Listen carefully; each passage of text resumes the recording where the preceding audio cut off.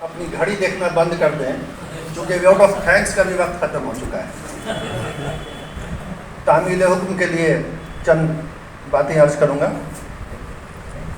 محترم ڈاکٹر اجے کمار سنگھ صاحب، معزز وائس چانسلر پٹنہ یونیورسٹی،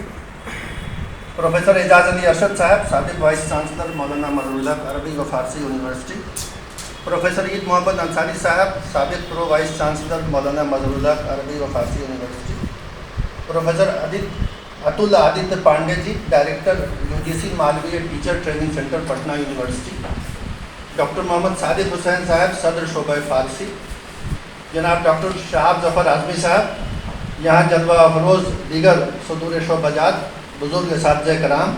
اور تربیت کے لیے آئے ہوئے اساتذہ و خواتین و حضرات، سب سے پہلے ایک شعر پٹنہ یونیورسٹی کے نام اور اس یونیورسٹی کے میرے اساتذہ کے نام منسوب کر کے پڑھتا ہوں۔ فارسی کا شعر ہے: صبا بلطف بگو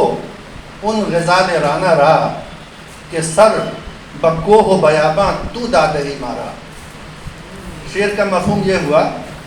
کہ اے صبا، اس خوبصورت ہرن سے، جنگل کی ہرن سے محبت کے ساتھ کہنا کہ میرے سر میں جو سودا سمایا ہے کوہ بیابان کا، وہ تمہارا دیا ہوا ہے۔ یہ شوق جو ہے سیر کا اور آوارگی کا۔ تو پڑھنے کا مطلب یہ ہوا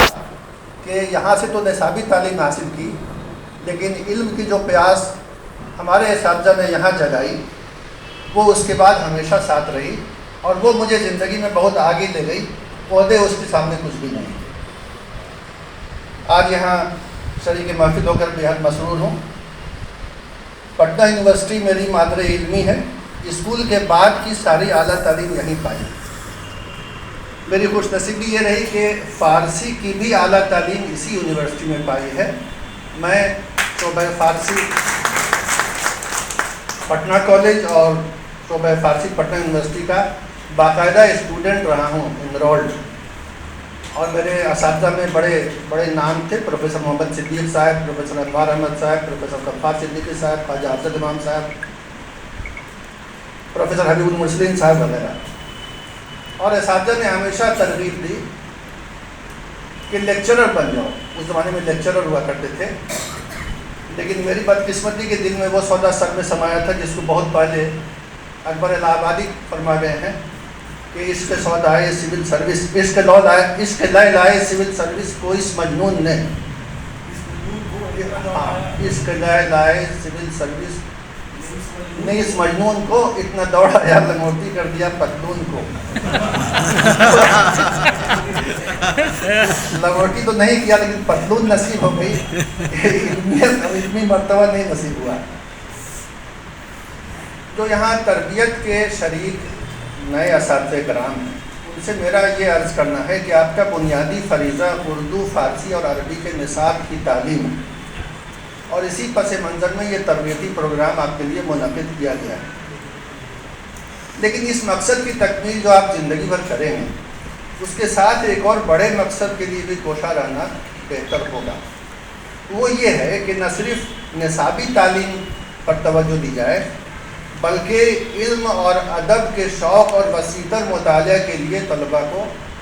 ترغیب و تشویق دی جائے، ان کو شوق دلایا جائے کہ نصاب کے باہر بھی پڑھو، بڑے لکھنے والوں کی بڑی جو تخلیقات ہیں ان کو پڑھو۔ اب یہ ذرا مشکل کام ہے، اس میں پہلے تو طلباء کے مطالعہ کرنے کے،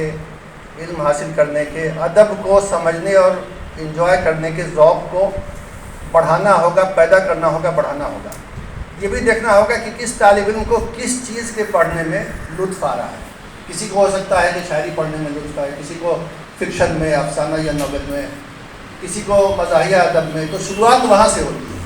اور جب اس دروازے کے ذریعے ادب کے قصر میں، ادب کے میدان میں وہ طالب علم یا طالبہ داخل ہو جاتے ہیں، تو اس کے بعد ان کا دھیان خود ہی دوسری چیزوں پر چلا جاتا ہے۔ لیکن شروعات کہیں نہ کہیں سے کرنی ہے، اور جو کورس پڑھا رہے ہیں اور جو امتحان دے رہے ہیں اس کا مقصد آپ بھی سمجھتے ہیں۔ میں صرف زور دینے کے لیے کہہ رہا ہوں کہ صرف اتنا نہیں ہوگا کہ جو کورس کی کتاب ہے اس کو اچھی طرح پڑھا دیا جائے، اور جو ممکنہ سوالات ہیں بتا دیے جائیں، اور اس کے جوابات ان کو سمجھا دیے جائیں، اور وہ اتنا پڑھ لیں۔ ابھی آج کی مصروف زندگی میں کہاں تک ممکن ہو سکے گا، اور خاص طور سے طالب علم بھی کہاں تک اس کی طرف توجہ دے پائیں گے، لیکن بہرحال یہ ایسا مقصد ہے جس کو پورا کرنا بہتر ہے۔ کسی بھی زبان کی ادب کے مطالعے کے لیے بہت وسیع مطالعہ ہونا چاہیے، تب اس کی سمجھ آتی ہے۔ بلکہ میں یہ کہوں گا کہ عالمی ادب کا بھی مطالعہ اسی میں شامل ہوتا ہے، دیگر زبانوں کے ادب جو ترجمے کے ذریعے یا کہیں بھی ہیں۔ ہم دیکھیں گے پچھلی صدی کے خاص طور سے جتنے بڑے شاعر، ادیب اور دانشور ہوئے ہیں، ان کی اگر آپ خود نوشت سوانح عمریاں پڑھیں گے تو ان کے اندر ایک بات مشترک نظر آتی ہے۔ ایک یہ ہے کہ ان کے گھر میں بچپن سے عام طور پر علمی اور ادبی ماحول تھا، کتابوں کا ذخیرہ ہوا کرتا تھا، ادبی رسائل آتے تھے، اور انہوں نے بچپن میں ہی بہت سے بڑے لکھنے والوں کی بڑی تخلیقات کو پڑھ رکھی۔ تو اس نہج سے وسیع تر مطالعے کی جو ضرورت اور اہمیت ہے وہ آج کم نہیں ہوئی ہے، لیکن سوسائٹی میں اور پڑھے لکھے طبقے میں اس کے لیے رجحان، اس کے لیے وقت نکالنا، اس کے لیے وسائل اور اس کی طرف توجہ واقعی کم ہو گئی ہے، جس کی روک تھام کرنا ضروری ہے۔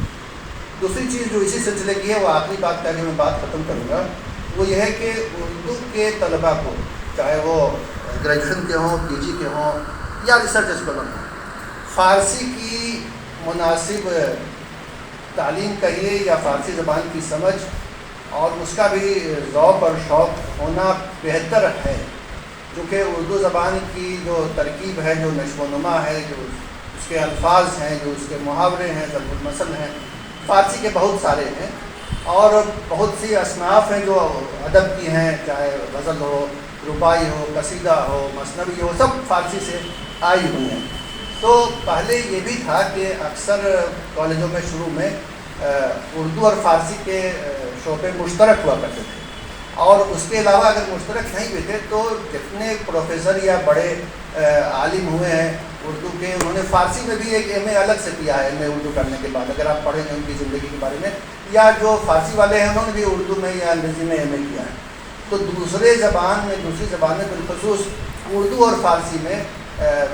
حاصل کرنا، صلاحیت پیدا کرنا اور کوئی ڈگری حاصل کرنا، یہ ان کی علمیت میں اضافہ کرتا ہے، اور بہرحال جو زبان کی سمجھ ہے ادب کی، اس کے لیے تو ہر حال میں ضروری ہے۔ یہاں تک بھی کہا جا سکتا ہے، حالانکہ اس میں بحث کی گنجائش ہے، کہ اقبال کے اردو کلام کو سمجھنے کے لیے پوری طرح یا ان کی فکر کو فارسی کلام کا بھی مطالعہ ضروری ہے۔ طالب کے بارے میں، دوسروں کے بارے میں بھی باتیں کہی جا سکتی ہیں۔ تو یہ سب بہت ساری باتیں ہیں، مجھے امید ہے آپ کو بہت دوسری اور اچھی باتیں اس تربیتی پروگرام میں آپ کو بتائی جائیں گی،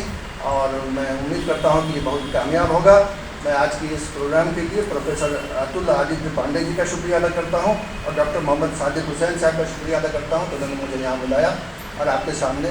کھڑے ہونے کا موقع دیا۔ بہت بہت شکریہ۔